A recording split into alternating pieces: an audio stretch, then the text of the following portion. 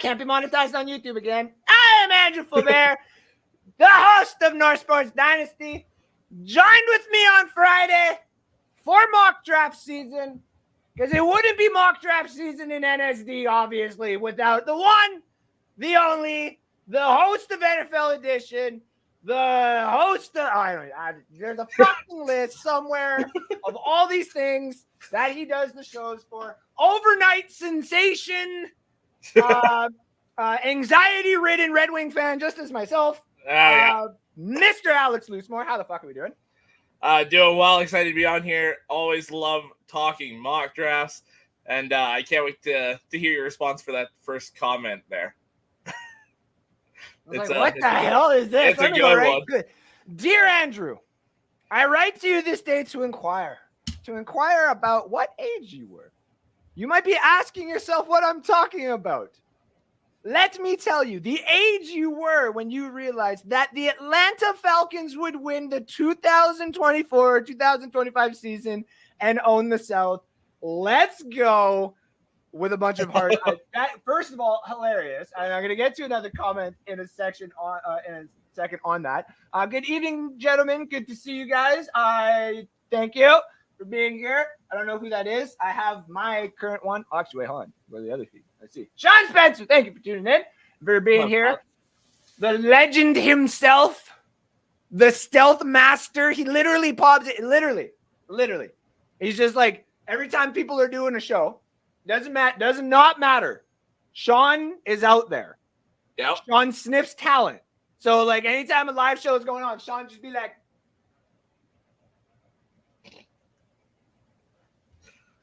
hi, hello. Want to talk some sports? That's Sean Spencer for you of Let's Talk Football, ladies and gentlemen. He is a one of a kind. Now, okay, this Kyle Yates comment before we get into mock draft 2.0. And we're going to talk about some overs and unders for the upcoming season that are being overlooked, in my opinion. And I'll tell you where to possibly put your money if you're going to do some early betting on it. Again, if you all want to be part of making some money, not me today because the Yankees, wow. But we do actually make some money in the gambling chat, which seems to be popping off. Added a couple other people in there, so that was been fun.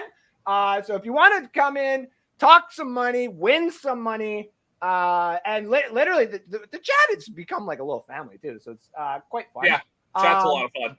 Like Shelby's like, we're all going to come down and watch a Rough Riders game in Edmonton and stuff and party. And I was like, Rough Rider game in Edmonton, you had me. I'm good. So yep. I know Kyle would definitely be. How many views for Alex today? I saw that. I was like, see, I can't see the view, so I'm going out of that one. Yeah, I was gonna say I can technically see the views. You cannot say a number right now because I will tell you that it is basically that number. I was gonna say. I was like, do you understand? Yeah, do you understand how many people, like, if I put in the thumbnail Alex Loosemore topless, like, so many people would click that and be like, what the? Shut up! No. Yeah, what is going on NSD? Okay, so to Kyle Yates, reason why he says that, we made a trade in the NSD, year 5 now, I believe. Yeah, year 5. Yep. Jesus. Yep. I still haven't won the fucking thing. Anyway. Yeah. Me neither. So yeah, we're trying. And that's what I did is I made a trade with Kyle because of the whole Stephon Diggs trade. So Johnny Dean, thank you for tuning in. Someone else says, let's go. That's Joey Miller. Hey, speak of the devil himself. Yeah. We're talking about the gambling chat, Joey. Thank you for hopping in. And of course, that's when he hops in. yeah. And he's actually won some money off that too. Like, I'm like, here's a little base. I'm going to run this 2-leg parlay. And then Joey's like, I'm adding. I'm winning. I'm like, oh boy. And then it's like, it wins. I'm like, oh, of course. I should have hopped in on that. Like, yeah. And okay, wait, how's the NBA one going? I will take a look at that. Because I swear to God, if you Zion and Brandon Ingram not playing tonight for the Pelicans is huge for the Spurs. And yes, I was in the chat. I saw Robbie's parlay. And I laughed because I was like, I can't take the Spurs over the Pelicans. And then all of a sudden it's Brandon Ingram out. And then Alex goes in there an hour ago and it's just like, by the way, so is Zion. And I'm like, I ain't getting those. So the Pacers -5.5. Minute and a half left in the third. They're up 11. And the over 215.5 for Miami and Houston. With 7 minutes left until the half, we're sitting at 79. So Point that's each? going to be – no, total. That one's going to be dicey. It's still 7 minutes, though, till half. Overtime, probably get it. Says Beauty. I'm going to put Alex Loosemore topless in the chat. See, exactly. And we just keep asking for it. We hashtag it. We get it trending on X, I guess. It sucks to suck. You don't get what you want. It sucks to suck. Now, I guess that's a good transition of no. I saw Ben Cornette, and I'm like, that's not a good transition. It's not suck to suck. Here's Ben Cornette. I was going to say, here's suck to suck. Let's talk about the mock draft. But I see Ben Cornette popping in there. It says, Tim Horton and Bret Hart have nothing on these north of the border gentlemen. Good evening, fellas. Thank you for tuning in. I heard Alex. Oh my God. Oh, Kyle. We're getting that Kyle in the chat tonight. Yeah. Oh dear. Wait, does that mean who's gonna pop in? I was wondering that. Yeah, there's Dan Campbell, there's Jason Swade, Hammy Jammy. There's one other one that we're it's the classic one. Who the was it? And Kyle can't sit here. He's straight. Genitilla. It was supposed to be Tilia, but it was definitely Tilla. That's right. Jeff Olson, thank you for tuning in as well. Since we got everybody in here, let's talk about team sucking. And we're going to the mock draft. All right, so me and Alex do this every year. We actually have a competition with each other. And this year, I've actually decided to raise the stakes to Alex. We're gonna do this live here. Alex, we're gonna have a competition, same thing we do every year. First 32 picks, whoever gets the most, obviously. The winner this year has to put up for the other $25,000. And we're going to play. No, just I was like, I'm listening. Yeah, you're like, go on. What kind of sponsor you got there, Gingy? Hey. Yeah. No. So I was gonna say, because I know, I think it would be funny if it continues on a betting streak for you. Why don't we do a jersey swap? I'm down. Yeah, jersey swap. Okay. Yep. Yep. Oh, yeah. Yeah. There we go. Yeah, it's a jersey swap. We'll go football. We'll go football because it'll probably be a little bit cheaper. I know hockey ones right now are. Yeah, I just bought a hockey jersey off the Super Bowl there. Yeah, football is definitely cheaper. What about Sailor Swift? Yeah, that's another one. Alex Loosemore, take it off. Yeah, here's the funny thing though. Sailor Swift, I like. Could you imagine if she dated someone on the Buccaneers? Then that would literally be a thing when she's on the boat. Just saying. I'm just saying. Travis Kelce to the Buccaneers. Are we talking about it? All right. But let's actually talk about the mock draft here. All right. So me and Alex do this every year. I got the second round here just because I was fucking around with it and stuff. We're only going to talk about the 32. We're going to talk about some of the other players that we like, this whole running back debacle and how it's probably going to affect the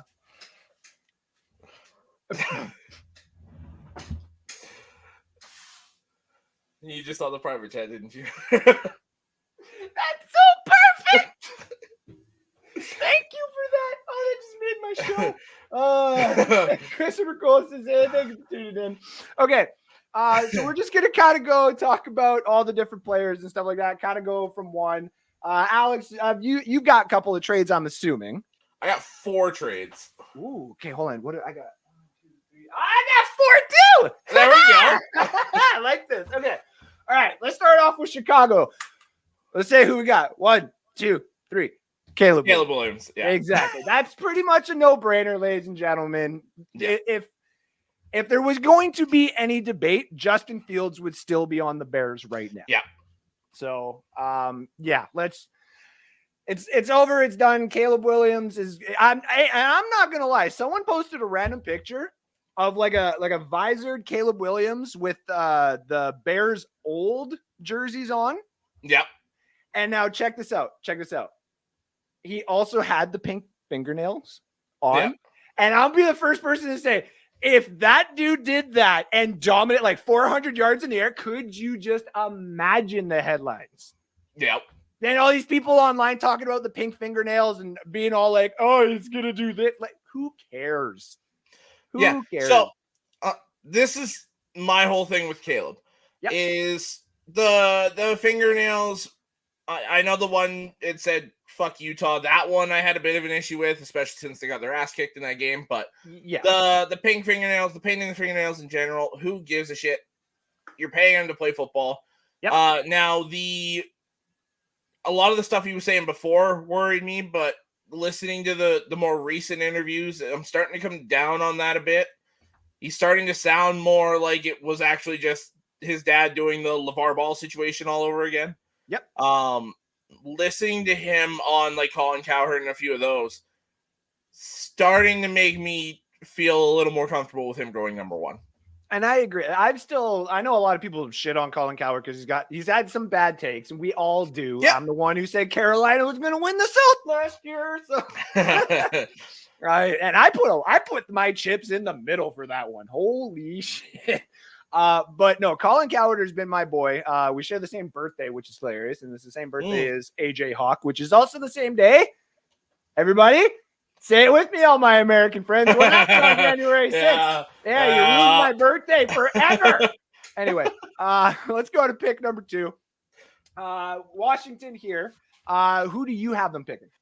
I got Drake May. I think while everyone's saying that Jaden Daniels is the better fit for Cliff Kingsbury, I actually think Drake May is a dream fit for that offense. Because of that mobility, he has the ability to run the ball, and that wicked arm he has with him. He's not going to put himself in as many dangerous positions as Jaden Daniels tends to do. Mm-hmm. And plus to me, I know my quarterbacks in this draft.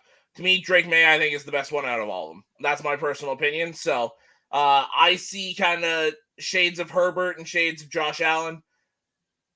Drake May is the guy here. So obviously you got all the love here from Mr. Yeah. He says, let's go, Alex. Preach. I want to throw this before I lose this comment as well, Kyle. Atlanta has a top 5 running back squad. Bijan is going to have a year. Say it louder, because this is one thing that, like, I agree with you 100%. Bijan is going to have a year, and I hate the fact that he has a quarterback now. Yeah, and he's going up against the Buccaneers twice. Like, we'll talk about the Buccaneers in a little bit, but listen. We're going to need a little bit of assistance for the Falcons this year, and I will be the first to admit it. Also, with the Drake May comment, I agree. I believe he's still the second best quarterback in this draft. I know everybody's talking J.J. McCarthy and the possibility of what he could be. I have said there's a reason why I wanted the Buccaneers to suck for, tank for May 2024. Yeah. Which is definitely not. Now it's just like, it's Baker time, baby. Baker's dozens, baby. Let's go. So, my second overall pick here, and just want to make sure I am all caught up. Oh yeah, you got a feeling Atlanta might trade spots with Minnie. Ooh, I like that too. I actually got Jaden Daniels here. So where I agree with some of the comments that have been made out there where the Sam Howell trade was made because you don't have the same quarterback room come into the professionals. It would just seem weird and all that other kind of stuff. I agreed with that. But I turned around. That elbow thing does make me that elbow's weird. Yep. Whatever.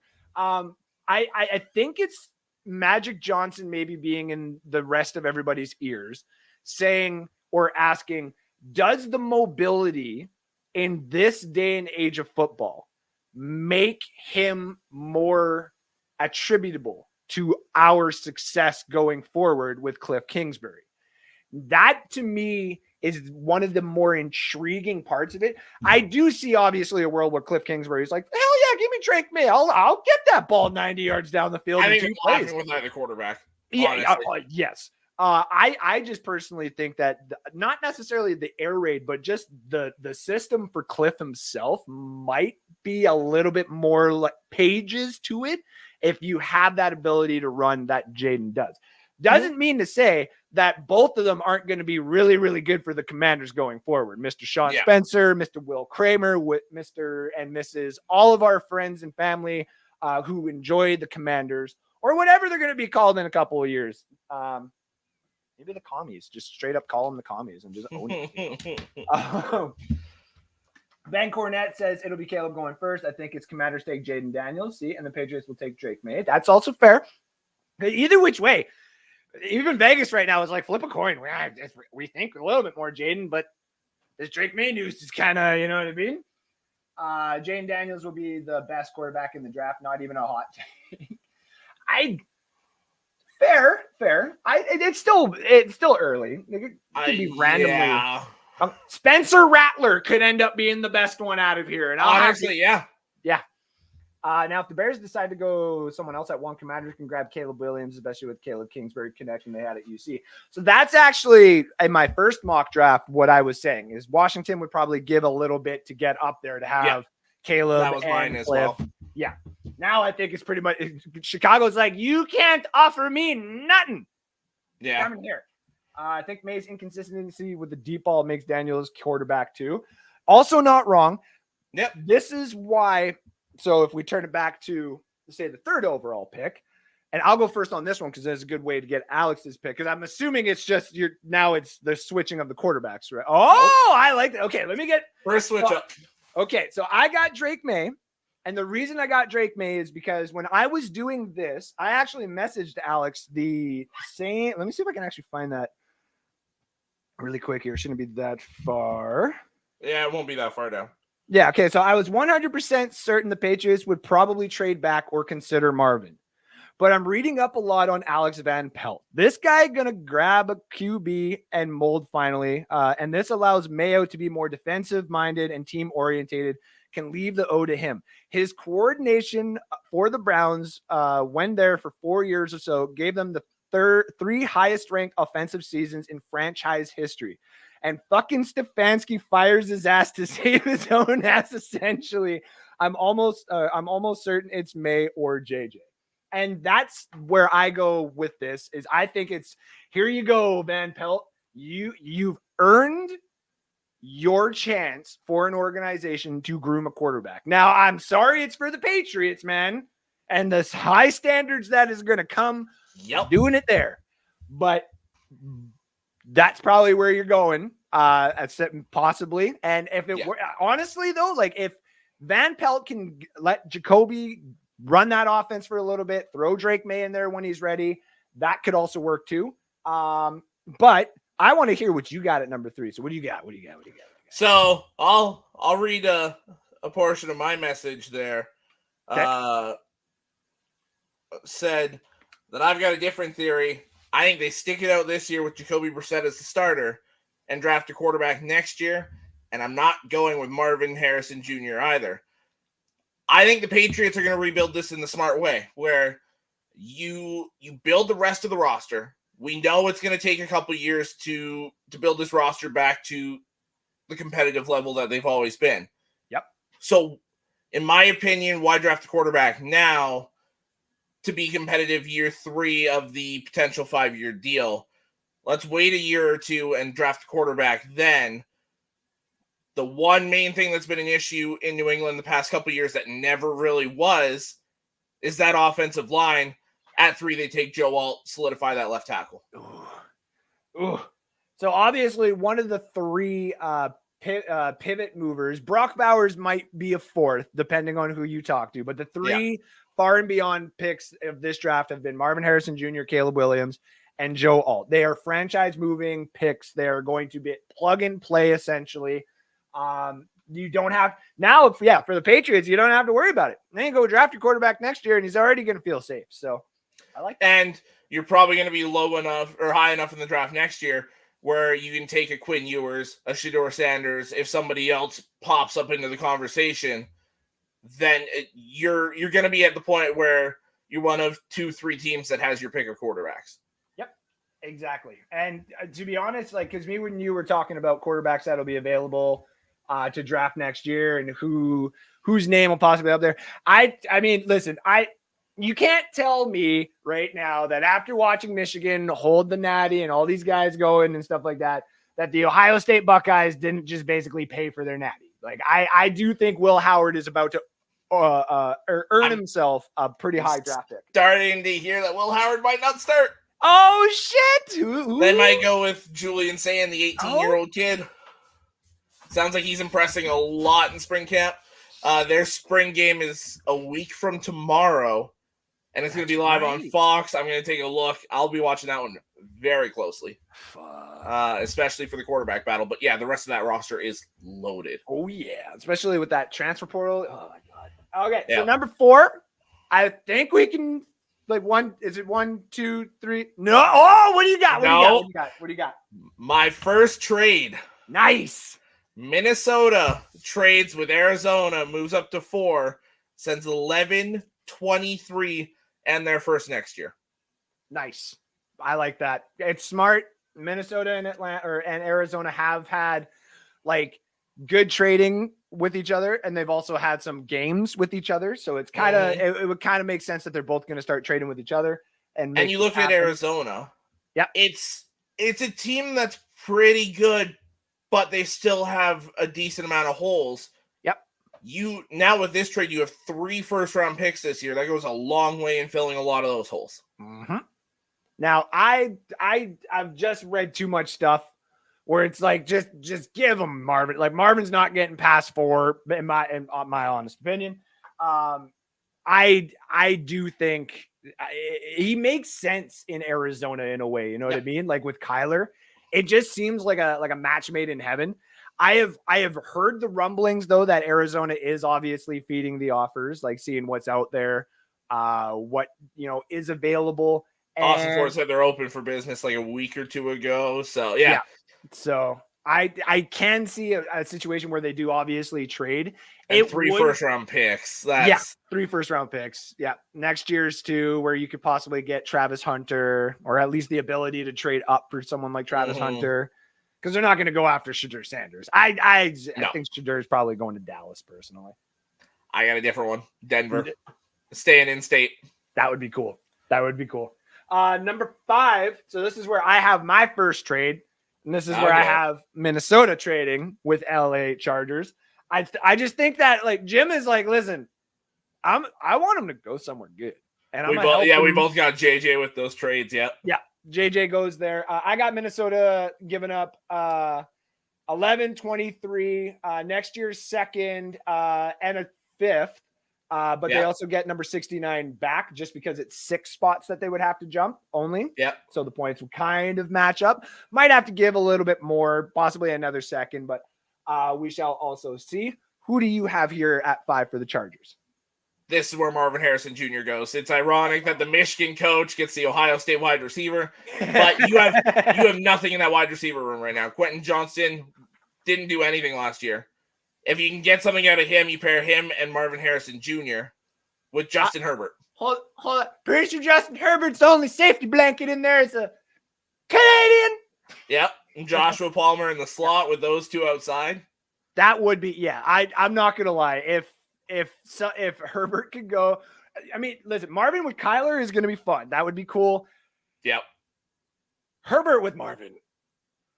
That's game changer. That gives me like Stafford Megatron kind of vibes. Oh yeah. Or Brady Moss, or like you can be shit.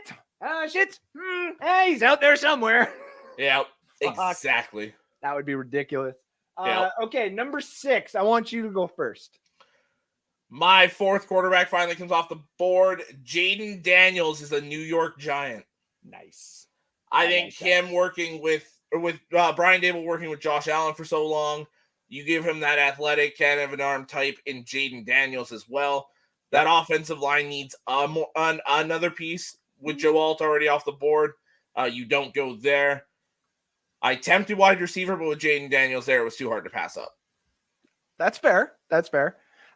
So in mine, which now that I think about it, like Jaden Daniels on the Giants would be fun, to be honest. That would be a lot of fun, yeah. That would be fun. And Wandale Robinson, I still like, if he doesn't get as banged up as everybody would expect him to be, his utilization and the other guy that they have in there, Hyatt, would be like, they have a couple of good wide receivers. So I think Melvin says, if I was sitting at 2 and was quarterback needy, I think I would go with Drake May. I like that. Yeah, I absolutely would, personally. We have another trade. I like it. So the Giants do not get the quarterback. The Giants play a very smart game here. They make a trade with the Chicago Bears. Oh, Chicago Bears come up from 9, and they give both second-round picks next year to the New York Giants, theirs and Carolina's. So obviously one is predicted to be a little bit higher. Chicago then at number 6 to partner with their new quarterback takes wide receiver from Washington, Rome Odunze. I like that. I have him, Keenan Allen, and DJ Moore. Oh my God. Now, because a lot of people are saying, well, there's so many other holes, this, that, and everything else. Not really, though, at this point. Exactly. People said the offensive line. I'm like, they've addressed it, and it got better towards the end of the season. It was actually, it was top 12, 13 at the end of the year. That's a good, and it's all guys that were drafted in like the last 2 years. They just needed to gel and develop. You could maybe use, I would get a center at some point. And you could easily get one in the second or the third. Yep, because there's a couple of them left. I just think if you have the superstar in-house and you want to have someone to grow with him, same thing that Burrow had with Jamar Chase, same thing that Herbert technically had with Keenan Allen. You have Keenan Allen now, or I guess the Mike Williams situation because of the age and stuff. You have Keenan Allen now. Now you have the ability to just have the blanket of like complete safety. Like, it's just absolute safety. Well, and imagine Shane Waldron as the offensive coordinator right now, coming from Seattle, where he had DK Metcalf and Jackson Smith and Jigba and Tyler Lockett and all them. Now you give him Caleb Williams as a quarterback. Bobo. Rome Odunze, DJ Moore, Keenan Allen, Cole Kmet, the slew of running backs they have. Slew and Herbert, and oh my God. Yeah, that is a dream for an offensive coordinator. Right. And for a new quarterback when you come in there as well. Yeah. Like, okay, maybe they are like, they really want me to succeed here. They really must have hated Justin Fields. Wow. Okay. So number 7 here, obviously I have Joe Alt falling to Tennessee. Just because of the way that everything falls. You already have Joe Alt gone at number 3 to the Patriots. So who do you have here? I have another tackle, but it's not one that a lot of people are talking about this high. This is one I'm hearing the league is a lot higher on than analysts and fans alike. Alabama's J.C. Latham is the pick at 7. A guy that gives them versatility, tackle or guard. Watching him in the Rose Bowl, that offensive line got beat up pretty bad by Michigan there, but he played really well, all things considered, and phenomenal this year. This is one that you look at mock drafts nowadays, you're starting to see more kind of that 10 to 15 range. I might have jumped the gun a little bit putting him at 7, but I think that's a really good fit for Callahan and that offense. That's actually a very good pick. And now I got to remember where I got him. Okay, I got him. I got him down at Pittsburgh at 20, just the way that everything falls. That's a really good fit there too. Yeah. Considering they would have Broderick Jones on one Yep. side, and they can have him on the other. They could swap him out to guard if they needed, or even at center. That is a very good pick. Who do you got for Atlanta at number 8? I got Dallas Turner, the edge rusher from Alabama. To me, that's the top defensive player on the board here. You don't need to touch that offense one bit. Go get a game breaker as a pass rusher. Guy who's really good against the run. I think Dallas Turner is a perfect fit for the Falcons here. So Dallas Turner is someone that me and Alex had talked about when Will Anderson was getting drafted last year. Is okay, if you missed out on the Will Anderson sweepstakes this year, you have a shot at someone who is going to be just that like close to what Will Anderson is going to be. Even the leadership, he's a little bit more like and I mean this respect, he's got like that childish spunkiness to him, kind of like myself, like when we worked together at that place, and not your current place. Place. That's what I took as that place. Okay, good. When we worked at that place, that like would be me kind of thing. You're like, here we go, kind of thing. But we can put the seriousness on when we need to. I do think that Dallas Turner going there just basically solidifies the defensive side for Atlanta. It's like, listen, Malik Neighbors would be really nice here on the other side, but you already spent the money on getting Mooney. You already spent the money on getting. There was another person.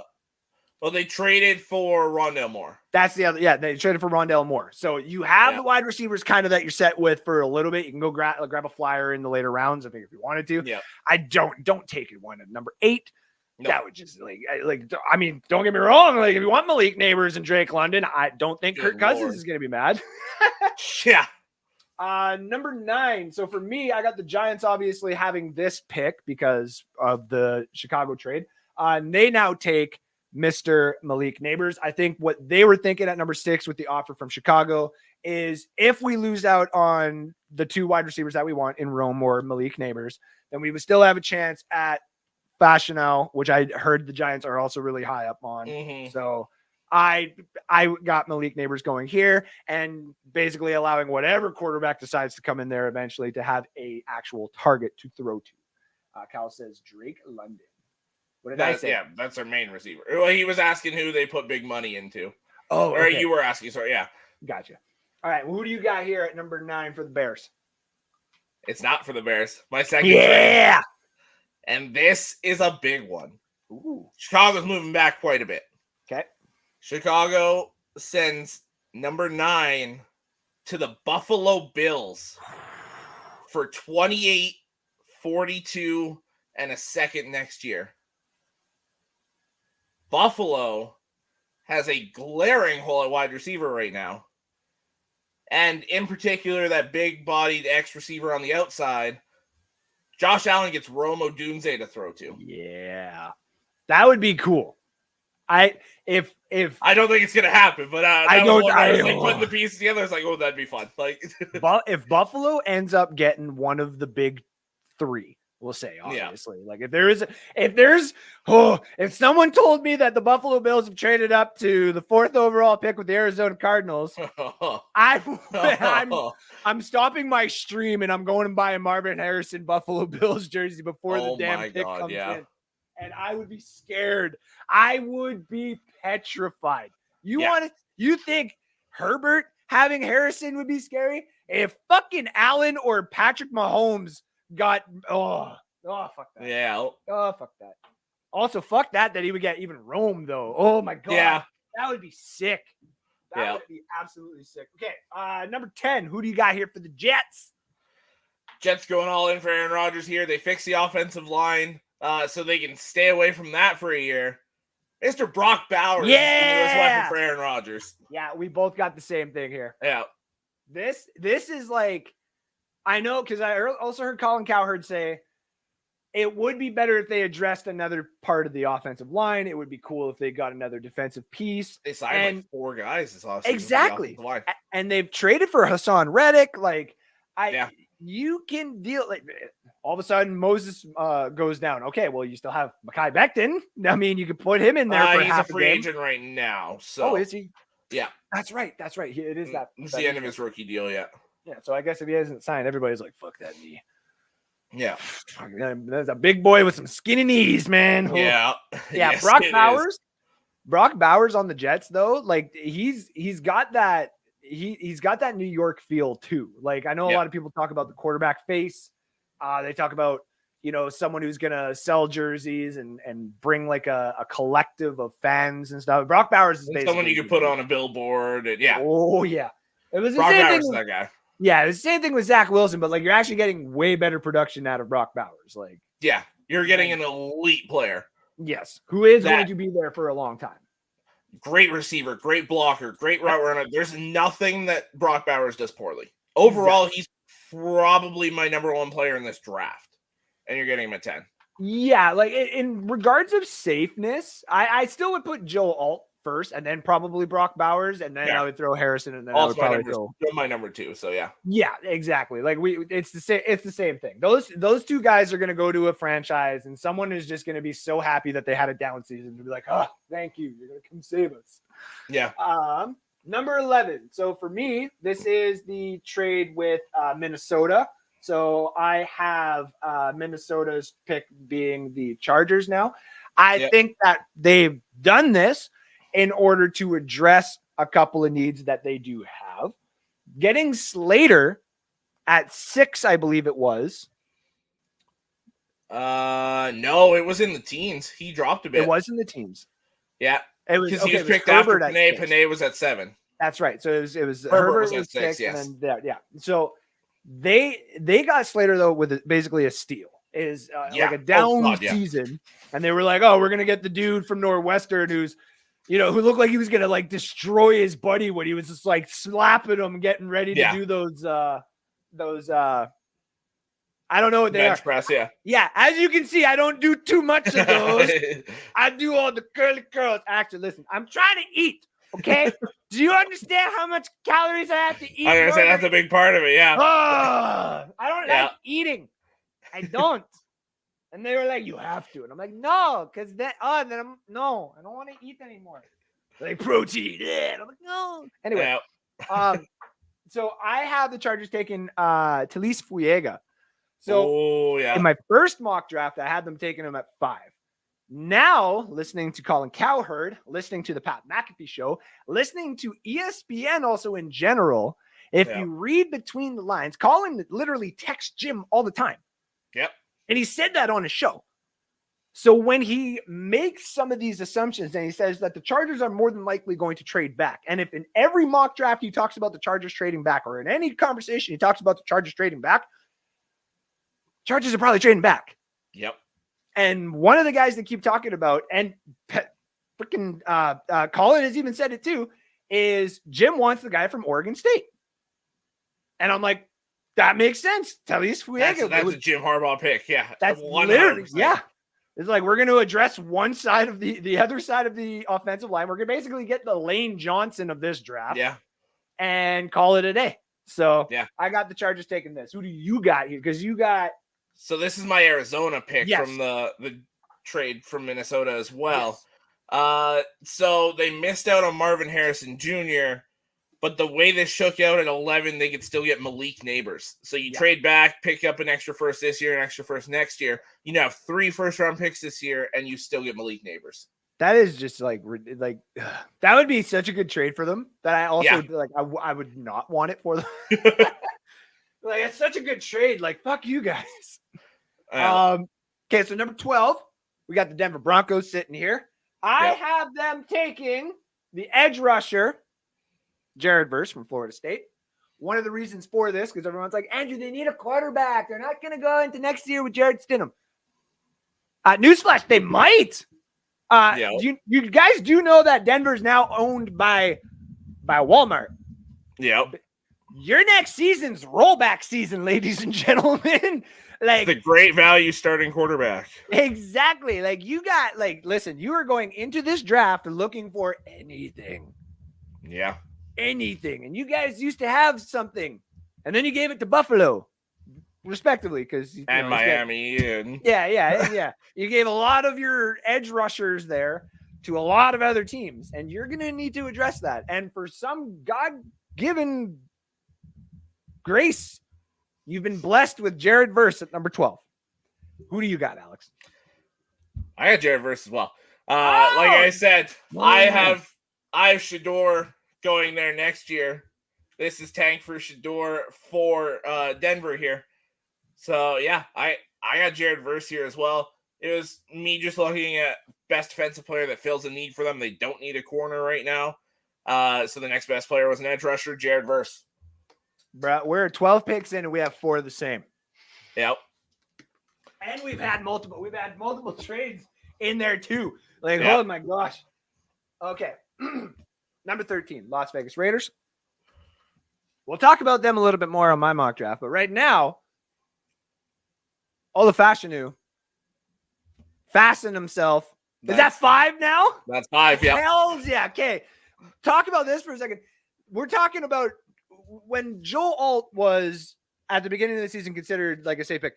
Fashanu was as well. He had a stretch of about 3 games where he looked very, very whoa. And in those 3 games were the games that I decided to bet on. It was like, whoa, hey, whoa, okay. Was it Drew Aller, man? You got to protect him. But he did make a comeback. He did start playing a lot better. We don't know if it was just, got dinged up or whatever. It's just a good fit for the Raiders because you're not getting any of the top quarterbacks that you want here. You're not going to start taking a flyer on any of those other guys at 13. So I got Fashanu here. Alex, talk to me about Fashanu as well a little bit. This guy. I will say I think Bo Nix is very much in play here. But to me, you've got they might like Aiden O'Connell. I don't really know. Haven't heard much about him this offseason. You've got Gardner Minshew as that bridge guy for a year or two if you want. Yep. This is just, again, in Vegas, there's a bunch of holes, and there's not really many holes at the same time, if that makes sense. Yep. One of those massive holes they have is right tackle. Go get Olu Fashanu, lock down the right tackle. I don't like him as a left tackle in the NFL. I will say that. No. He's too raw of a prospect right now to be your franchise left tackle. Yep. If you turn on tape for him, stay away from the Michigan game, stay away from the Ohio State game. Those two, he majorly got handled. He does not look good in the last 2 years of either of those matchups. Nope. Everywhere else, he looks pretty good. Yep. But I think if you give this guy some time and you work with him and develop the couple things he needs to work on, it's going to be an elite right tackle in a few years for you. Yes, and especially because he has 2 running backs on Penn State right now who basically needed him to move bodies out of the way, and he did do that on like very good occasions. So he's a great run blocker, not a very good pass blocker, and that's why I say the right tackle. Yes, and his attitude is like screams Raider as well. There's yes, 100%, and that's a thing that is being overlooked in this draft as well. Is there is now a team that has an attitude shift.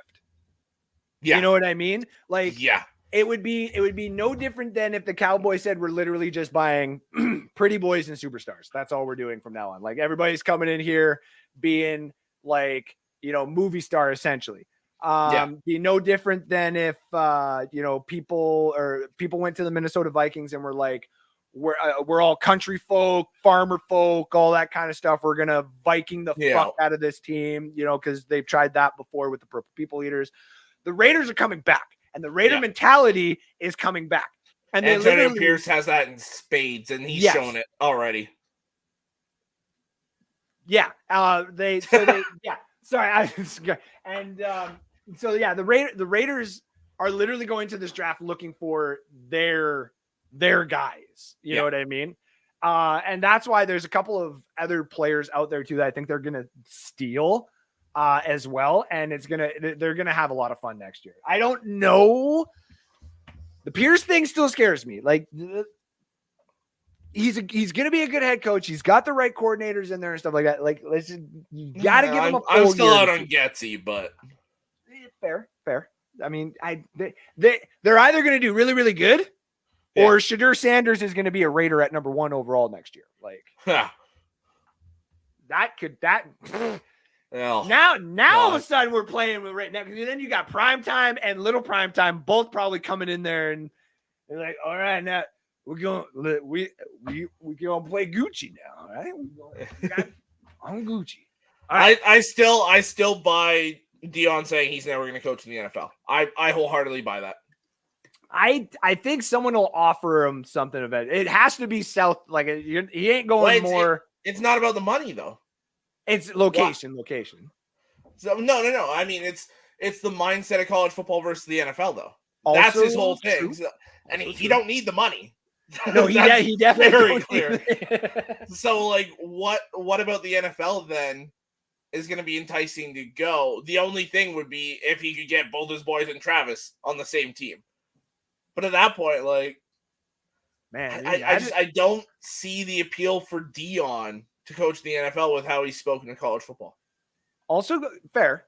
There is someone who I think, and I want to kind of clip. I'm going to clip this before anybody else gets to it. In my opinion, there's not too many openings next year for head coach that we can predict respectively right now. There's like one or two. Like the Bears might just say, fuck it. Fuck you, Eberflus. We're going with like a brand new guy kind of thing. Yeah. The next person I think that's going to get hired outside of the NFL and get brought back in is Chip Kelly. And I think that Chip Kelly is probably looking at situations like, what happens if Chicago does fire Eberflus? What happens if, was the other one there? What happens if let me look at some of these teams quick. For me, it would be if the Giants fire. That's Dable. What I was. Yes, Dable. That was the other one that's kind of learned because everything else looks pretty much like your head coaches are staying there for at least another year after that because they would have to see what happens. So, it's gonna be fun, man. It's gonna be fun to see what happens, especially with the Ohio State Buckeyes. You don't have to worry about college football anymore, dude. You're done. You can literally go to basketball now. No. There's room for more. There's room for more. We don't stop at one. Sherrone Moore's got to get his first now. Fair enough. McConkey buzz about meeting with Buffalo projected 28th. What's y'all skinny? Will he join Cook at 28? I think I got Buffalo picking at 9, so my Alex actually had them trading up to 9 with Chicago, so. I do have Buffalo's keeping 28th pick, but they take a different wide receiver. I do like the idea of them getting someone like McConkey, especially because he's going to be a returner as well. So let's go to 14. Never mind. I saw who was at number 14. So we'll just go to number 15. No, I'm just kidding. The New Orleans Saints are up at 14. I got them. There's many different places that they can go here. They could even grab another wide receiver. But I got them taking an edge rusher here, taking the last best one off the board, respectively, in Latu. There we go. I like that. I like that fit a lot. I got them taking a quarterback. Ooh. Bo Nix is going to be the heir apparent to Derek Carr. Ooh. That would be nice. That would be. And then now is Dennis Allen the guy? Oh, or do they give Gruden? They give Gruden the reins after. I don't think it's going to be Dennis Allen. I don't know who it's going to be, but that would be hilarious. They're like, hey, Gruden, you want to go head to head with the Buccaneers for a little bit? That would just make me hate Chucky. I mean, you move Carr out the door, and then Nix can throw to Chris Olave. Yep. Ooh. I'm so happy I got Olave in Dynasty now. I hate that it's a Saint on my roster, and I'm going against my own rules here. He's such a good player to have. Exactly. And I'm trying to win this fucking trophy. I just want to do a photo shoot, dude. You have no idea. That's like the only goal. Fuck the money. The money's going to the photo shoot. Yeah. 15. I got Indianapolis. I got them keeping their pick. They really want a corner, obviously, but apparently they wanted Snead. I don't believe Pat McAfee for a second when it comes to anything about the Colts, respectively. Yeah, 100%. Yeah. But they can go. I had thought about them going Quinyon Mitchell here, or Quinyon Mitchell. Yep. But I think they want to stay with a more proven guy instead of, the high expectation. So I got them taking Terry and Arnold here from Alabama. That's number 6. Yeah, buddy. Let's go. Yeah, Arnold's the best corner on the board. And corner's a glaring need for them. You absolutely take Terry and Arnold here. Quinion Mitchell's my favorite corner in this draft. Yes. He's the extremely high ceiling, but we don't really know where his floor is at kind of thing.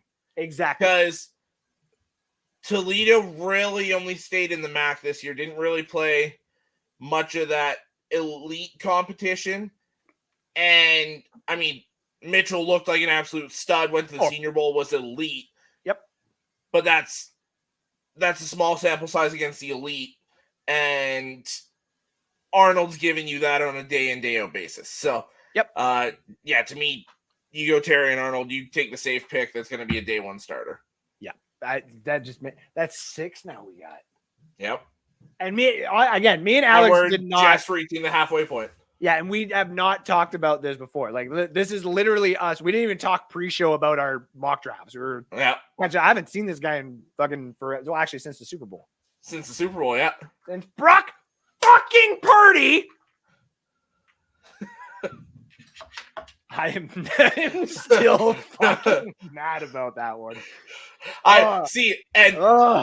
It's funny you mentioned him because when we were talking about you don't know who the best quarterback's going to be, I was going to say the best quarterback from the 2022 class is Brock Purdy, but didn't want to bring his name up. Half a yard from one hell of a payout. Yeah. I'll never forget that one. So Seattle is here. They don't go far. They basically had this guy right in their backyard. I got them taking, what is his first name? I think I know who you're talking about, and if so, it's 7. Now? Troy Fautanu. Yeah, Fautanu. There it is. Yeah, 7. 7. Yeah. The Washington offensive coordinator and offensive line coach went to Seattle. It's to me, if he's there, it's happening. Like, you want to talk about literally solidify, because they have 2 very good tackles. Yeah. They need one guard and a center. Yep. Yep. And he can live. Where do you need me, coach? And he can, and with Will McDonald too coming in there to be like, he's the sneaky, him and Callahan for Tennessee. And I will talk about Tennessee a little bit more when we get to the next segment here, just about the wins overs, tease. But like, those are the 2 teams that I'm looking at with their new head coaches. Like, you might be able to get shit like proper pretty quick there. Yep. Bringing up old shizzle and take y'all back, but assuming Bowers was already slapped on the board harder than a space stable. We both had him at 10. Yeah, both of us had Brock Bowers 10 to the New York Jets. And our reasonings were, he's the pretty boy that you can literally put on Times Square and everyone would be like, oh, I want to go see a Jets game. That would be fun. And then, on top of that, an elite weapon for Aaron Rodgers. Oh, yeah. Oh, Garrett Wilson is covered. Oh, Breece Hall can't get open. Well, Brock Bowers is there somewhere. I like that you didn't mention Mike Williams because he's probably going to be hurt. But like Mike Williams will probably only play respectively, like because this is just projections, of course. But he might only play like 9 or 10 games. So yeah. Also, fuck. What? It's 4-3. Yeah, no! I saw that earlier too. All right, it hurts, it's really starting to hurt. Though Flyers lost in regulation. Carolina tied it up at 2. Oh, what is happening? Okay, we're not that bad then. We're not that bad. Sorry, everybody out there. We're having a quick little. Spurs is close. Oh, how are the others? Pacers locked. Oh, fuck yeah. Hells yeah. Look at us. Actually, no, sorry. Not us. Not us. Not us. I am not us. I can say us. Yeah. Even if I had tried to follow that one after, I would not have gotten the same odds that you guys got. That is for sure. Rockets and Heat is going to be so close. What's it at right now? So it's 77-69, so you're looking at 146. Third period, third quarter. Partway through the third, yeah. There's a chance. Let's hope for overtime. It's gonna be iffy, yeah. That was what, $5 to win damn near 100. So yeah, that'd be cool. I'm gonna be so fucking mad. So mad. I'd be chapped. This man, Robbie's all good job, Robbie. Well, the hockey one is looking good so far. I just need the Coyotes to not like completely shit the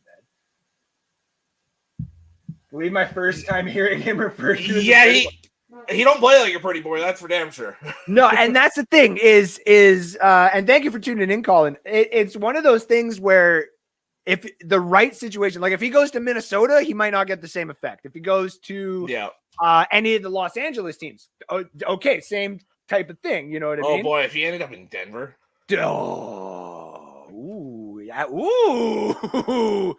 Interesting. Actually, and then a random one. I know they already have a tight end, but you imagine if he just stayed in the state of Georgia? Yeah. Him and Cousins. Well, and see, that's the same thing people are saying with Chicago possibly should just go ahead and take Brock Bowers because it's a different style of tight end, right? And you can run that 12 personnel, the 2 tight end sets, and have both for Chicago, have both Kmet and Bowers, or Atlanta, Bowers and Pitts. And that'd now be a lot of fun. Now you're kind of talking about kind of like why a lot of Buffalo Bills fans on the other side are saying. They're like, we have a wide receiver. His name's Dalton Kincaid. Yep. And it's like, I hate the fact that you said that because you're right. And I watched highlights on him and I'm like, fuck you. Yep. You are right. So, okay. So next we're at 17. Yeah. Jacksonville here at 17, about halfway through. We're going to speed it up here a little bit. I got Quinyon Mitchell going to the Jacksonville Jaguars here. Same position, different player. I went Nate Wiggins from Clemson. Ooh, that would be that's a good one. That would be a very good one too. But basically, they need a corner. They just need another shutdown guy on the side. On the defense. Could also look for offensive line as well, but I think corner's the bigger need. Yes, or as some people on the Jaguars fan base right now would like to say, we need a new quarterback. Sure, we'll take him. You're wrong. Yeah, you're literally wrong. Yeah, I'll take Trevor Lawrence any day of the week. Okay. Cincinnati here, I got them going defensive tackle. I got them taking Byron Murphy, the big guy from Texas. So I went big guy just on the other side of the line. This was one that I was kind of like, how is he still here? He's going to be the new right tackle for Joe Burrow, Talise Fuaga. Yeah. Pair him and Orlando Brown, 2 mammoth tackles. That would be, yep. That I can agree with. 19, this is where I got one of my other trades. Oh, okay. I got the Rams trading with the Philadelphia Eagles. I got the Rams trading 19, 99, and 209, and they get 22 and 53.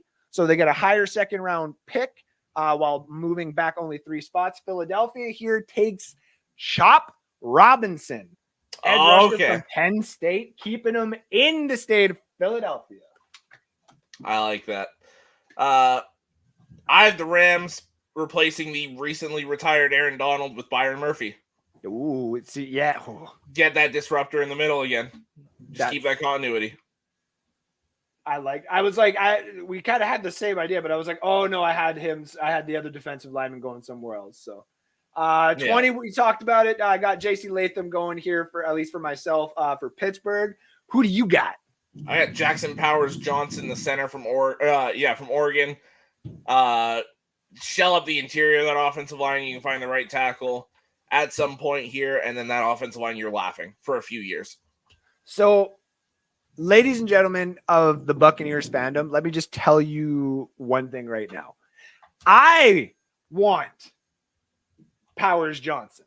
Okay. Pretty much every Bucs fan I've talked to wants Powers Johnson. I would not have a problem with Powers Johnson.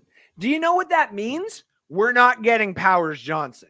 You want to know who else? Without trading up. Yeah, that's exactly it. I at first thought Philadelphia, but reading a bunch of Philadelphia media and a few people talking mock drafts, they have someone already in-house to be their next center. So they're not going to grab a center as everybody thinks, which is what I was scared of. But Pittsburgh would fucking do it. for sure. Yeah, when Philly drafted Cam Jurgens, they said right then this is our Jason Kelsey replacement for when he walks. So, yep. Yeah, I thought a long time, and originally I had Powers Johnson to the Rams at 19 until Aaron Donald walked, and I was like, no, they're going to replace him. He's too big of a loss to not replace. And he's not even close, respectively, to what Tyler Linderbaum was as a prospect for the Baltimore Ravens. No.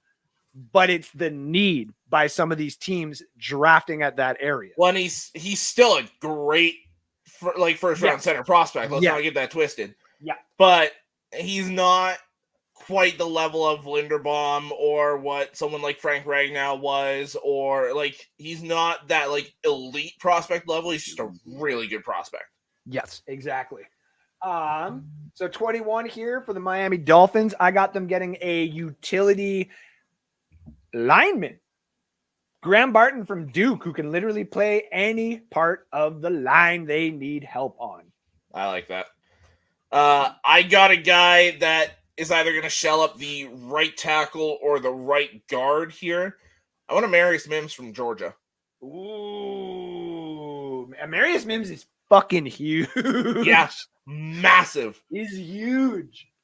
That would be I think he'd be a great blindside blocker for Tua. Yes. If they keep Tua past this year. Also very true. Can you imagine? They're like, we're just going to go see what else is out there. We're just going to see. You guys are going to fuck up that really cool offense. Don't do that. Yeah. Number 22 for me, I have it the Rams, obviously, are here from the trade with the Philadelphia Eagles. I got them taking Cooper DeJean, the cornerback slash nickel slash safety slash whatever the fuck you need him to be. LA Rams got themselves a nice little piece on the defensive side. I like that a lot. I got a trade here as well. Nice. Involving my Detroit Lions. They move up to 22. They send 29 and 73 to Philly for 22, 120, and 161. Nice. I like that. And the boy I want, Quinyon Mitchell. Yeah. I was like, this is where the run on corners is going to be. Yep. That's really Detroit's last major need. Get up there and get the corner. Also not wrong. I like that too. He would be fun. Him and Brian Carlton Branch. Davis and Brian Branch and Amik Robertson and you mean this Brian Branch? Yeah. One, it would give you Carlton Davis and him on the outside and Mitchell on the outside. Yep. Then it allows you flexibility. Branch can play safety or play that nickel. Amik Robertson can play nickel. There's so many things you can do with that secondary now. And I think it's a great pick for Mitchell or a few of these guys coming up here. 1,000%, especially because you guys have one of the better nickel corners right now in Brian Branch. Mm-hmm. And that is something that is being adapted more so obviously into the game now. Yeah. So, whoa, hold on. That scared me. Because remember, we had Capitals, or I had Capitals. I don't know if you are tailing me. By the time I woke up, I was just so lost. Okay. So the Capitals just lost 4-2 after being up 2-0. You had them plus 2.5 though. 2.5, so we're still good there. And Colorado's up 2-1 on Edmonton right now. So 45 seconds left in the third. That Heat Rockets game, we're sitting at 174. We're getting close. And the Red Wings lost. Yeah, they lost 4-3. We're going to be, we're about 40 points away on that basketball parlay. It's going to be close. Ooh, that's good. And Spurs Pelicans tied at 88, 10 minutes left. Yeah, I was going to say, I'm checking the live on that right now. That's dope. I'm like, and so this is the thing, ladies and gentlemen. Anybody who tunes in, watches this and stuff like that, you'll know. Again, we got to chat and we literally just throw in our bets and we fix it for people. We throw in hey, what's going on today on this? Anybody know what's going on? We also there's a dude in there, Kavassis. I always forget his first name. He comes in, literally, he probably mutes it and then pops in like, hey, anybody got that? And he did that today. He's like, hey, what's the line on the Golden Eyes, by the way? Or like, we got you. He's like, yeah, okay, thank you. And then he leaves. And then you know what he does? He goes and he makes his money and he tells his friends, he's like, I got a group chat. I don't know what you guys are talking about. I don't need you. I don't need Vegas to tell me shit. We got the gambling chat. So, and we're going to talk a little bit of gambling here in a bit. We're going to get through the rest of these. Number 23, I have this being the LA Chargers' other pick as well. I have Arizona, yeah. And for me, they do still end up getting a top wide receiver, one that everybody keeps forgetting. They still stay in the state of Oregon. They get Troy Franklin. Oh, I like that. Yeah. So they get their tackle that they wanted at 5, and they still get a target for Mr. Justin Herbert. Yeah, I like that a lot. For Arizona, I kind of went and looked at what they needed. I'm still on board with them getting another edge rusher. So with Verse gone, I thought about Leatu Latu, but I think the better fit for Arizona and their defense, Chop Robinson from Penn State.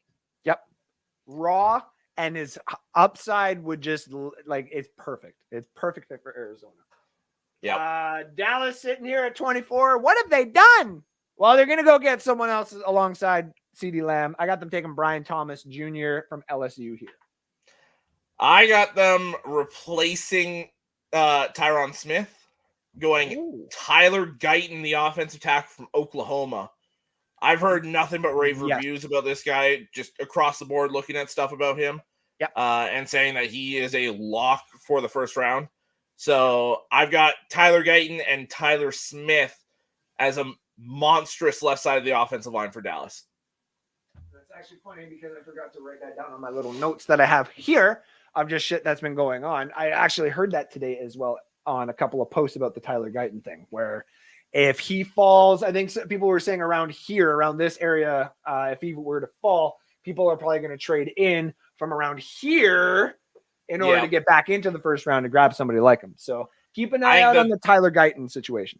I think the team the most upset is the next team, Green Bay, there, because I think they would love to have him as their left tackle, but which is what I have the Green Bay Packers taking here at 25 is Tyler Guyton. Yeah, that would be. Oh, Bakhtiari's gone. Oh, that's okay. We'll just take the next best thing in our opinion. I thought about them reaching for a tackle here. Wouldn't be a massive reach because there's still a couple guys I like at the end of the first round here. But you traded away corners at the trade deadline. You kind of got that hole in the secondary playing across from Jair Alexander. It's like Cooper DeJean in there on that other corner. That would be so him, and the other was Van Ness. They were both Iowa boys, weren't they? Yep. Yeah. So, oh my God, and then go get the punter in the 7th round. Actually, might have to go to the 6th, but Tory Taylor, yeah. That might be in earlier than the 6th round, even. I was gonna say, especially with if they're gonna do the new kickoff. It adds value to him. It adds value to Cam Little. It adds value to Xavier Worthy, Ladd McConkey, Malaki Cooley, which is now my favorite wide receiver. I watched his tape against Ohio State, and I was like, he's a lot of fun. Who the fuck is this? He's a lot of fun. He is so good. He's just a pure route runner, and he's got moxie, and I love it. He is by far him and the UCF the wide receiver from UCF, Baker. Baker. Yeah, I think so. Yeah. Because I was on the Giants podcast and we were talking about him. Yep. And we were talking about places that we would fit. We all agreed it was like, oh my God, if he fell to Miami to just be like the Cedric Wilson replacement and save them some cap, like, are you kidding me? And he gets to stay in the States, so. That would be fun. Tampa Bay Gerard Baker. Yeah, Baker. Tampa Bay Buccaneers at 26. I have them taking Powers Johnson here, just the way that everything falls, obviously. But I don't think it's gonna happen. It'd be fun. I would be like, oh, cool, we have a center now. Right on. Because we need one of those. Yeah. Kind of a really important position on the offensive line. Who do you got for the Bucks? So I have you guys replacing Carlton Davis with Kool-Aid McKinstry. And get that big outside cover corner. It is. I like his attitude too, because we're playing the Saints twice a year. It'd be like having like Gardner Johnson out there. Yep. Drake London, someone to get under his skin. That would be nice. I nearly went Ennis Rakestraw from Missouri just because of that physicality. I love Rakestraw. I like Rakestraw. But I was like, the pure cover aspect of it, I had to go McKinstry. Eric Hartnett, thank you for tuning in. I thought they said Josh Hartnett for a second, and I was like, whoa, okay, hi. Mr. Possibly Von Doom, how are you? I saw what he would look like if they did like that version, like a little bit darker and like him. Also, have you possibly seen Black Mirror? Not yet, no. Okay. There is an episode with him and the Breaking Bad guy, Aaron Paul. Yep. And listen, me and Kim have watched some episodes of Black Mirror, and there are a lot of very good episodes of Black Mirror. I will 1,000%. Mm-hmm. The Josh Hartnett, Aaron Paul one is like, I almost puked at the end when, like, honestly, dude, you will not understand. There's a chair right here, and he just kind of goes. And it was sick. It was sick. It was like, and then it was at that moment I knew who I wanted to play Von Doom. I was like, that is Daddy fucking Doom right there. Thank you very much. Thank you, Eric Hartnett, for popping in this chat so that I can see your last name. Clinch postseason breaking news. Hey, congratulations to the Tampa Bay Lightning making the postseason. You know who hasn't made the postseason right now? Right. The Pittsburgh Penguins. Yeah. Okay, so number 27, I got Arizona. I also have Arizona. Taking Jerhan Newton. Yeah. Jazon Newton, Illinois defensive tackle. I really like that. He was a top 15 pick before the injury. 110%. Yep. So this is why I wanted to talk about this for a quick 30 seconds. Everybody remember George Pickens? Mm-hmm. Remember when he got injured and he fell to the second and everybody screwed up?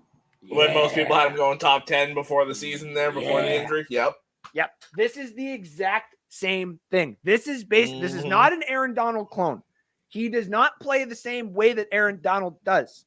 He plays more of like the run gap stopper with elite breakthrough ability in the next level, like at the NFL level. But if you are looking for like the Vita Vea type, if you're looking for the guy who just got re-signed with Carolina there today, was that Burns? Derek Brown. Brown. If you're looking for that type of guy, this is what you're going to get. But now, if you're Arizona, you got Marvin Harrison Jr., and now you get this big fucking body dude to be on your defensive side. I would probably throw a flyer, a couple bucks on them to win that division. It'd be a lot of fun. That would be. I do like the way that they're set up. I hate their head coach. Me too. But not a fan of Gannon. Yeah, I don't know how I feel about Gannon, to be honest.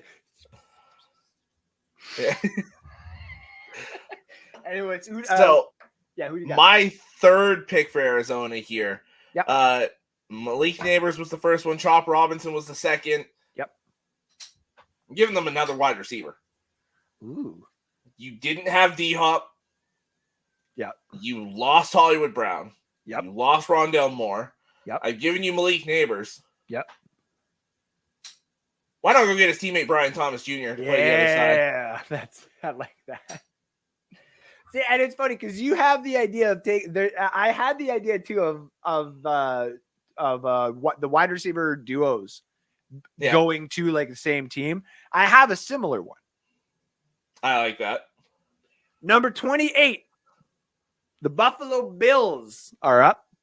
They select from Texas at 28, Xavier Worthy. Oh, Josh Allen just literally wants to sit at the 20 and throw it into the end zone. I wonder if there's anybody out there who could just get there before anybody else.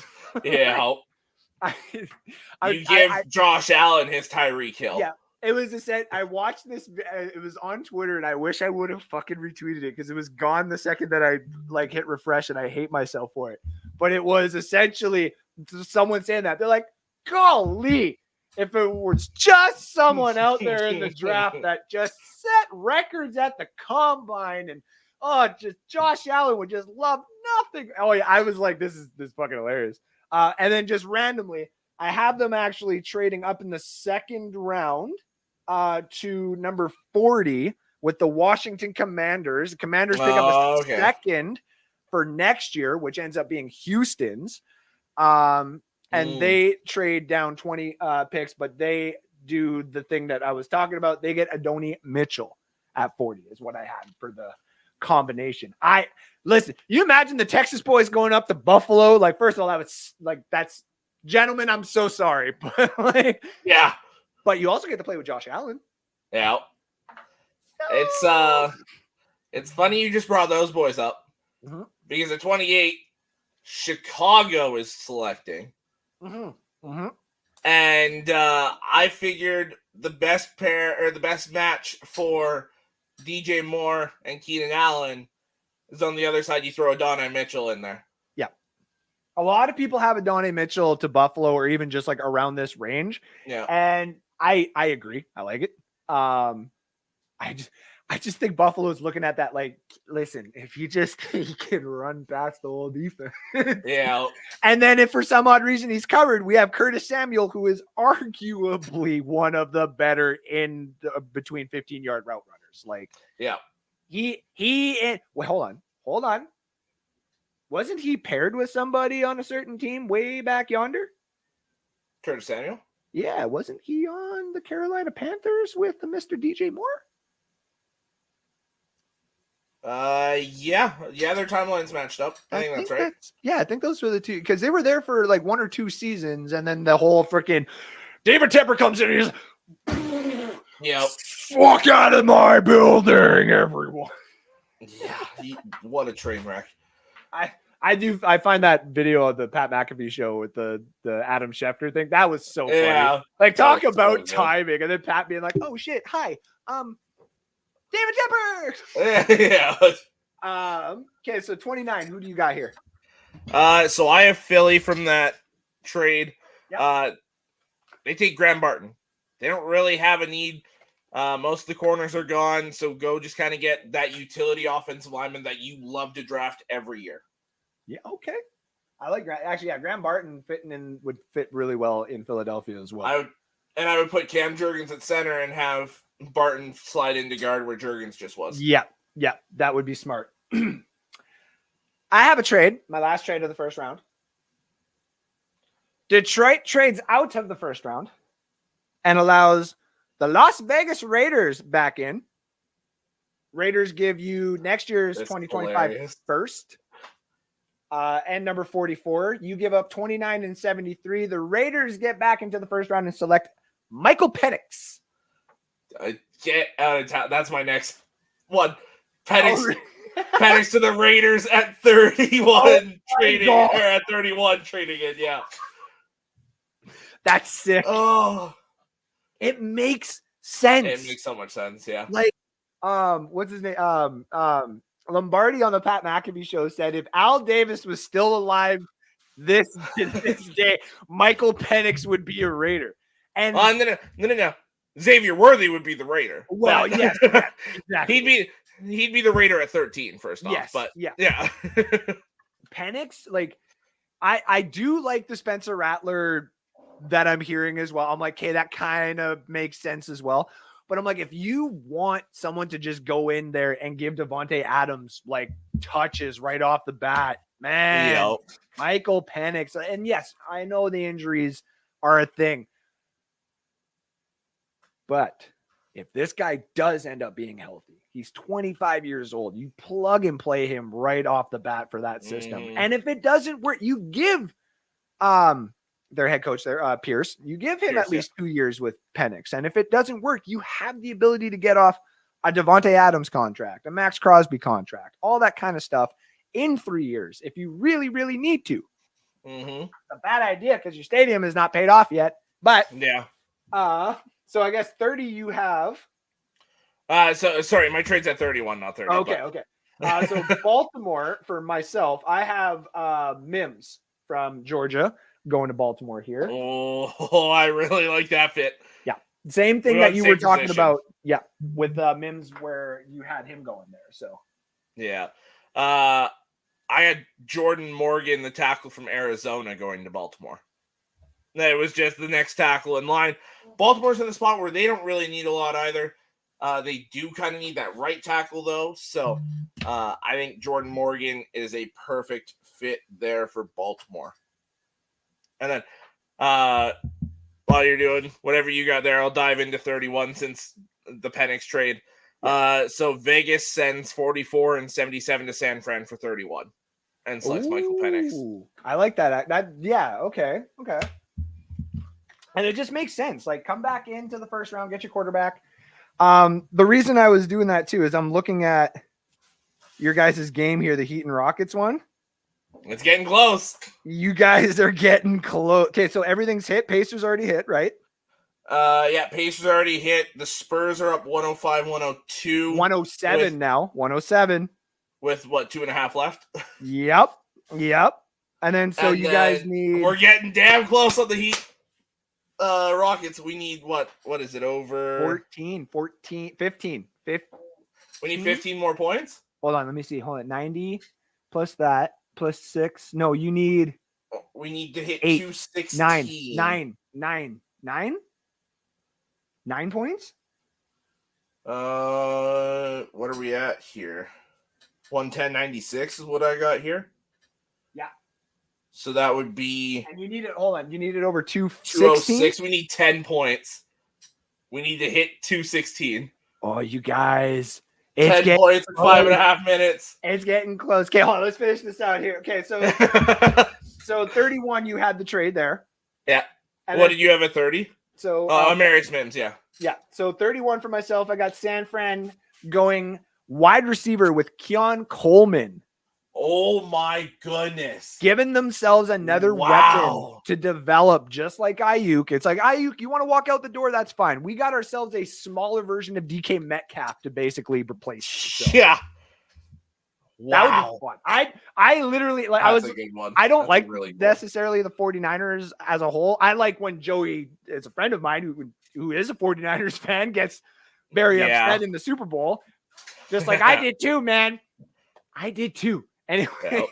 As did I. Yeah, because you had a hockey jersey on the line. That's right. Yeah, you had the hockey jersey. For just a straight up win. Yep. And speaking of the Chiefs, who did win the Super Bowl at 32, I got them taking Nate Wiggins. Falls all the way down to them. Replacement for Snead. I like that one a lot. Could also see them trading up for him too. And who did you have at 32? I've got an offensive tackle.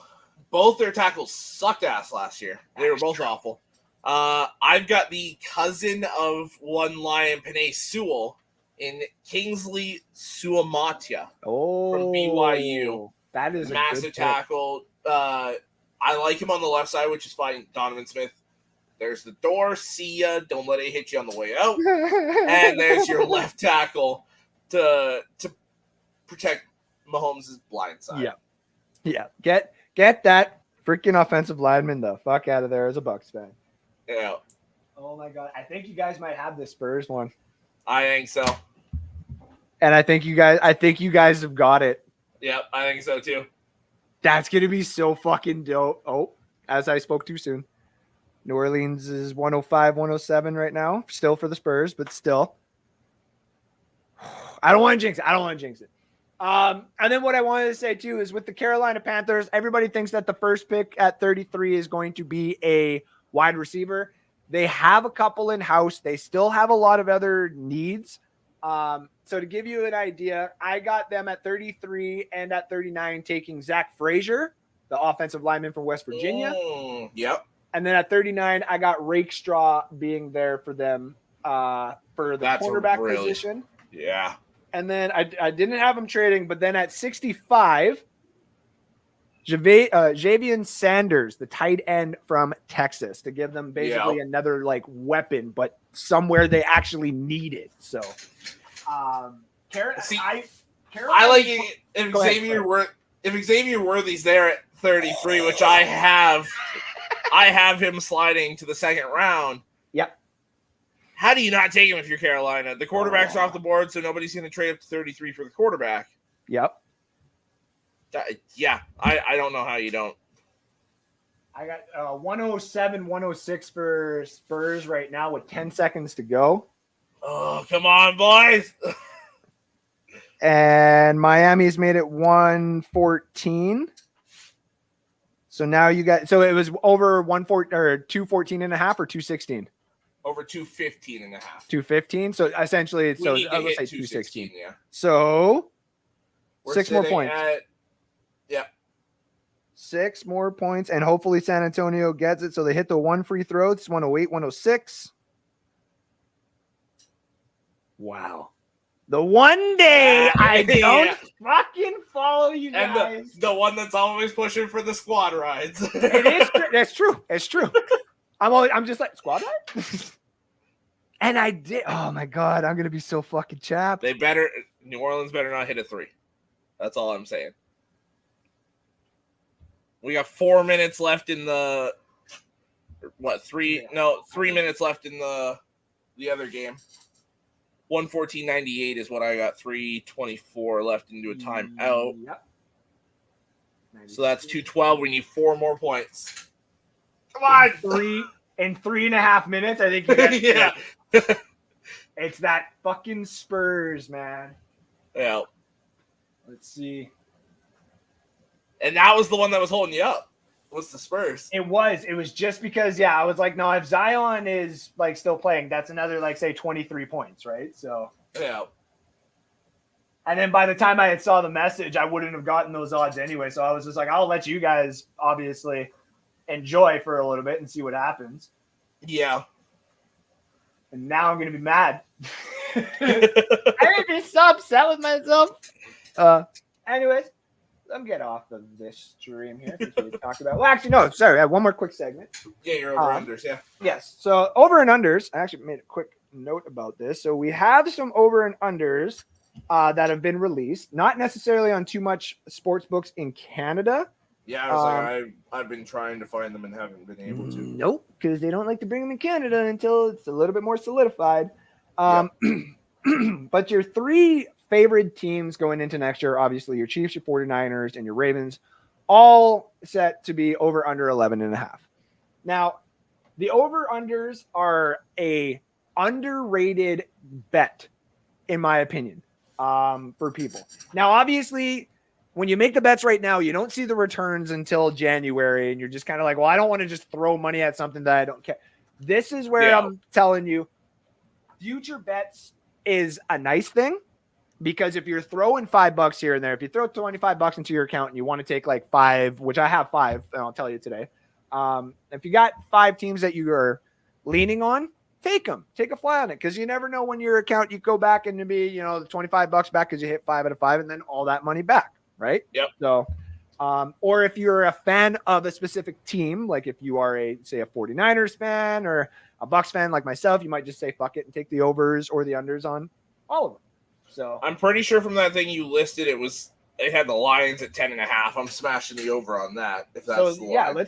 let's get right into it. The first one I actually have on my list, Lions over under 10.5 at plus 104. You're gonna give me dog money and tell me that the Lions are gonna lose 7 games next year? Fuck off. Well, not a chance. They'll lose 3 in their division, maybe. One. I got 2 losses in the division. 1 Green Bay and probably Chicago. I got 2 Chicago right now. I don't see us losing at home to Chicago. I see losing in Chicago. I want to see some shit. You know what I mean? I want to see. Yep. I want to see Caleb Williams all of a sudden take over Ford Field and everyone be like, "The fuck." You need 2.5 points, I think, on the Miami-Houston game, and it's over for the San Antonio Spurs and Pelicans. That's oh my God, you guys are gonna win. I'm so happy for you. You need 2.5 points. 2 points. 2 points? I got 114.98. Yep, that's what I see right now too. As I'm live, I'm gonna go talk to the. Or sorry, I got 116.98. Yeah, so 2 points.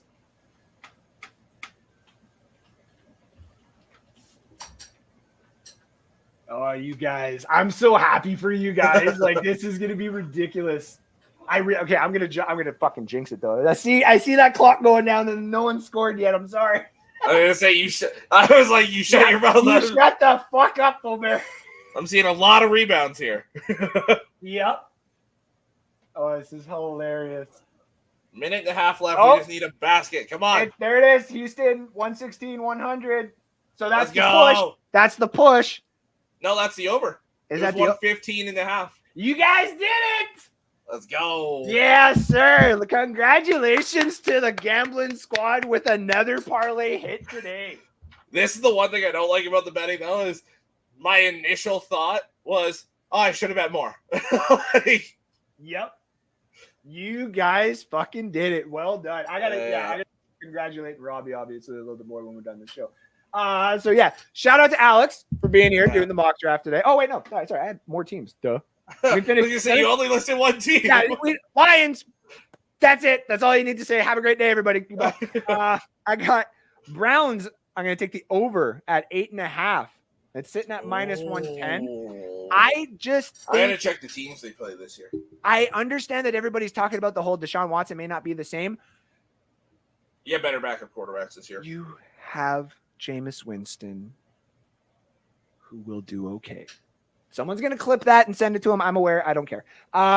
Colts. You got a healthy Nick Chubb as well. Yep. That's what a lot of people are forgetting. And, like, good wide receivers. So, I got Colts over and under at 8.5. I'm taking the over on that, +118. Give me Anthony Richardson next year all day, every day. I like them to win right around 10. So, yeah I like the over on that. Titans over under 6.5. I would probably lock in right now that the Titans are going to win 7 games next year. And the only reason I say that's right around where I'm at too. Yeah. And the only reason I say this is because I think Callahan did good in Cincy with Joe Burrow, and that success was not all on Burrow. Or the head coach. I think it's a little bit of that offensive coordinator. Yeah. Him getting the ability to go there with Will Levis and the fact that they've actually signed guys. Yeah. That's what makes me think that Titans may be that one team that everyone's pointing and laughing at like everyone was doing to Houston last year. Mm-hmm. And Titans will get 7 wins and then people are going to be like, shit, they're coming. Yeah, I kind of like that 7 to 9 range for them. So that's another one that if that same line shows up for us, I might hit the over on that. Yep. That's the one that I'm probably more than likely going to for sure hit. And then the last one I had, and I just wanted to go double check and make sure it changed today. The odds haven't changed, but I'm still going to put money on the Cardinals to have more than 6.5 wins. Yeah. They're not that bad of a team, guys. What, they won 3 of the last however many games when Kyler was playing? Yep. And you've got a healthy Kyler, a much improved roster. No wide receivers right now looks bad. No. But they're gonna draft probably 2-3 wide receivers. Exactly. Early.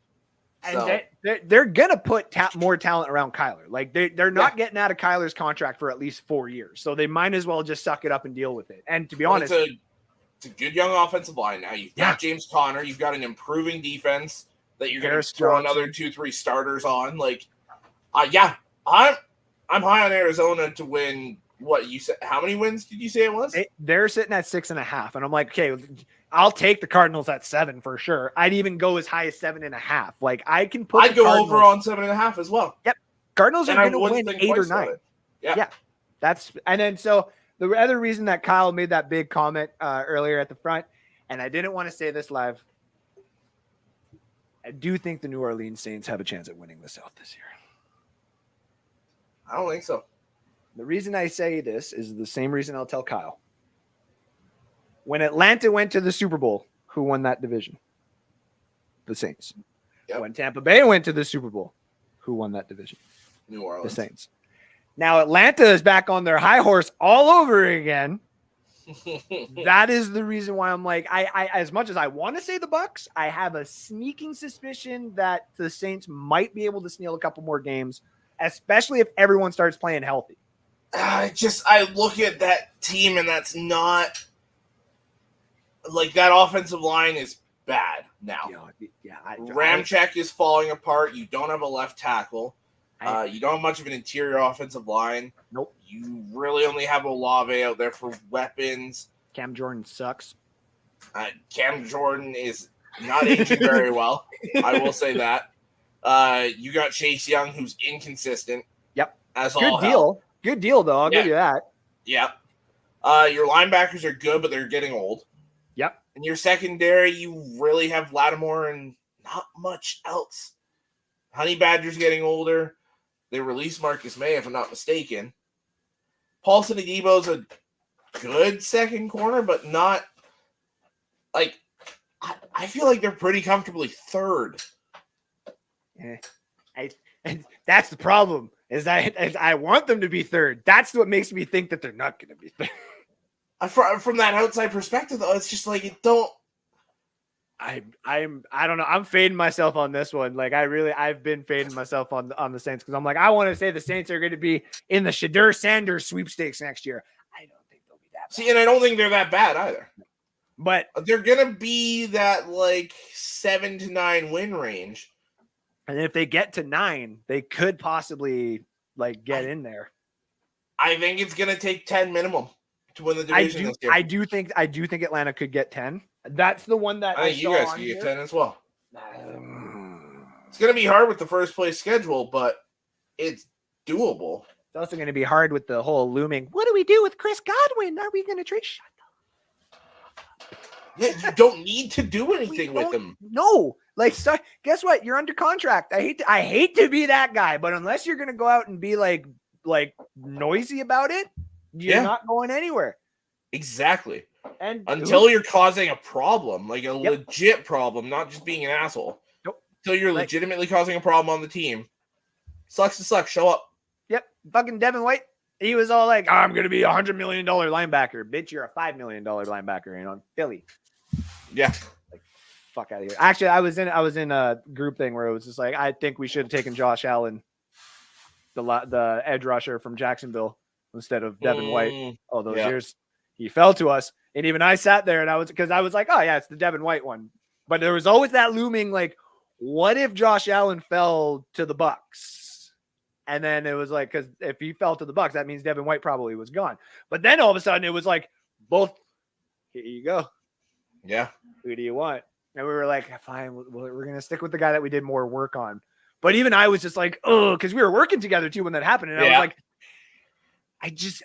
we both wanted Josh Allen because he went the pick before us. Yep. That was the year we got Hawkinson. I wanted Allen. I was excited for Hawkinson too, but I wanted Allen. Man, then he went the pick before us. You imagine Allen on the Bears now with Aiden? Oh my God. Or on the Lions, not the Bears. I was like on the Bears. Not the Bears. Not the Bears. Not Bears. Anyways, ladies and gentlemen, congratulations to the gambling chat on a big dub tonight, except for me. I'm just waiting on the hockey one now myself to see how that goes. Actually, I'm going to do a quick. There we go. NHL scores. Everything's looking Gucci. Wow, 4 goals in the first period for the Avs and the Oilers. Damn. Wow. Well, I mean, they're going to be. I mean, we all know 2 people who are watching this game very attentively, Robert and Kyle. Yep. 100% there. I'm literally waiting for the end of this game, and all of a sudden it's going to be like Robert tagging Kyle. One of them is going off in the group chat later. 100%.